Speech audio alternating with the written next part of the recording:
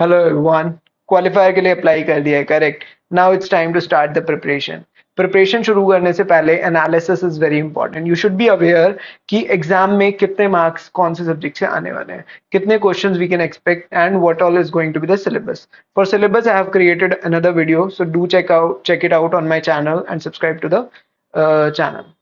Right. So there will be four subjects: Maths 1, English 1, Statistics, and CT. CT, that is computational thinking.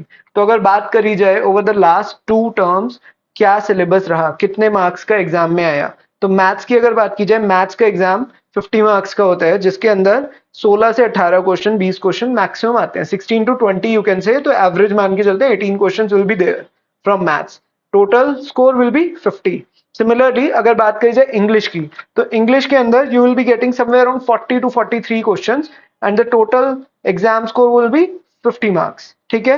Similarly statistics की बात करते हैं। Statistics के अंदर very करते हैं हमेशा, 35 to 45 मार्क्स तक का पेपर आता है, 35 से लेके 45 तक का। तो तुम्हारा जो number of exam, number of question होंगे, that is going to be 18 to 20 question will be there from statistics.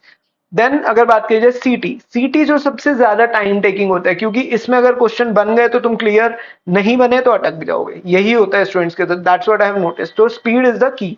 ठीक है। सीटी के अंदर the exam will be of 50 marks. Question सबसे कम आते हैं, 12 क्वेश्चन, सिर्फ 10 से 12 क्वेश्चन, 12 क्वेश्चन के आसपास आएंगे, पर थोड़ा सा टाइम टेकिंग होता है। तो you will have to do a lot of practice, and if you are interested to join our batch, you can also do that, but trust me, just start spending at least 4-5 hours every day to study. That is the key to success, to get 80-90% plus marks. Don't take it just like कि तुम्हें qualify करना है, you should really ace the exam. So do check out some of the notes and previous year question papers by going to my website and reaching out to me via WhatsApp. Good luck guys, all the very best.